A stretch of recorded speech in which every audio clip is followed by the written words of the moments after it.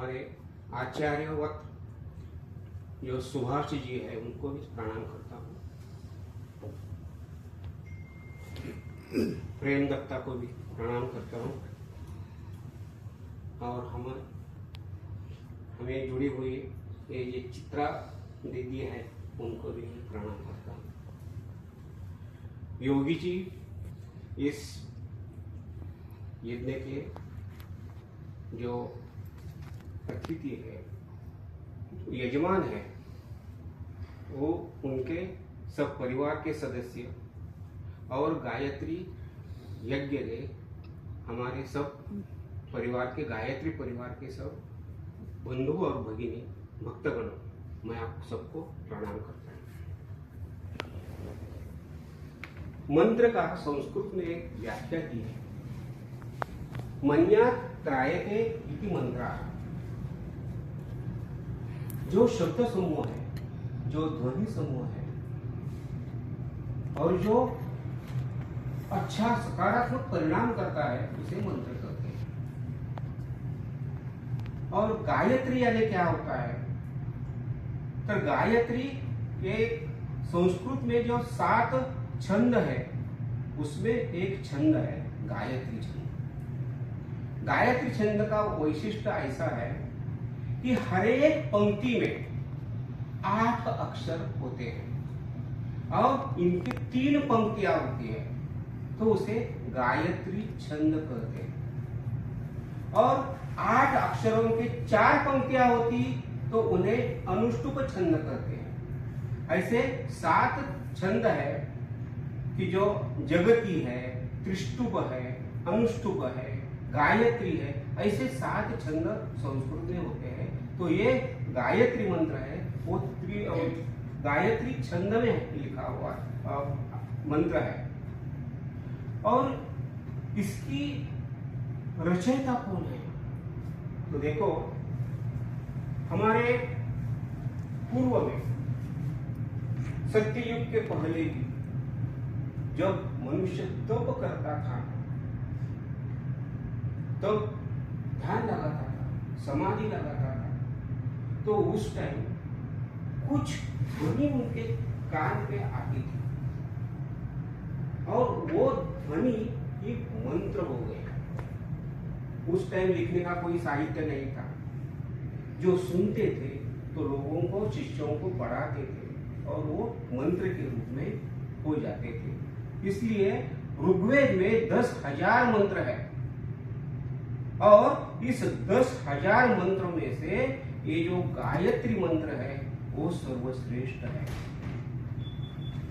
गायत्री मंत्र के मैंने आपको बोला कि 8-8 पंक्तियों के 8-8 अक्षरों के 3 पंक्तियां हैं और कुल मिला के 24 अक्षर होते हैं और हर एक अक्षर की एक देवता होती है। उसे 24 देवता गायत्री मंत्र में है। और यजुर्वेद ऋग्वेद में हमने देखा कि तीसरे मंडल में, 10वें मंडल में तीसरी पंक्ति में, और ये 10वां जो मंत्र है तो उसे गायत्री मंत्र बोलते हैं। तो उसके पहले यजुर्वेदी जो दूसरा मंत्र एक है, ओम भू भुवः, यो पहले लगाया है। ओम भू भुवः स्वः यानी क्या? ओम ये हमारे ऋषियों ने पहला जो ध्वनि सुना है तो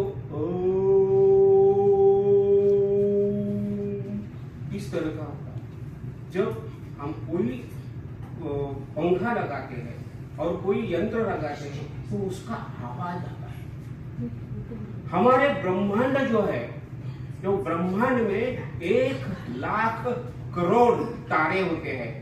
एक तारा अपने सूरज जैसा होता है और उसका परिवार ग्रहों का भी होता है।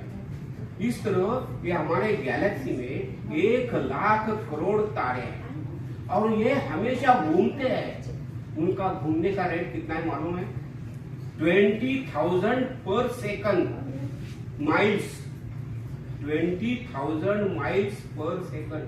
हमारे जो रॉकेट है उसके भी ज्यादा उसका वेग होता है और ये सब घूमता रहता है। हम फैन लगाते हैं 90 स्पीड होता है उनका, तो उसका भी आवाज आता है। तो ये सब ये 20,000 माइल्स पर सेकंड जो घूमता है उसका आवाज क्यों नहीं आता? तो उनका भी आवाज आता है, लेकिन आवाज आने के लिए ध्वनि चाहिए। हमारे पृथ्वी के जो वातावरण है उसमें थोड़ा वायु है, और वायु के बिना हम ध्वनि सुन नहीं पाते।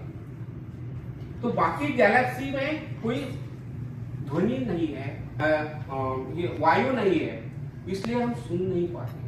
लेकिन हमारे पृथ्वी के सभोवर तो वातावरण है, उसमें वायु है, इसलिए हम जब पृथ्वी परिभ्रमण करती है तो उसका कुछ ना कुछ आवाज आता है और हम वो सुनते हैं।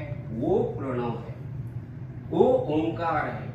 और वो विश्वामित्र ऋषि ने जो पहली बार ये आवाज सुना तो उसको प्रणव कहला दिया।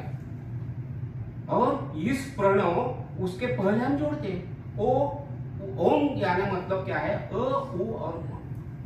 अ यानी ब्रह्म, उ म, उ यानी विष्णु, उकारांत, और म महेश, मकारांत, महेश।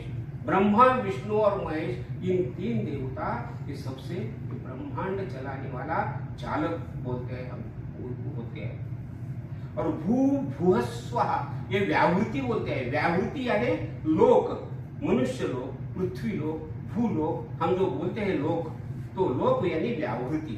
तीन व्यावृत्ति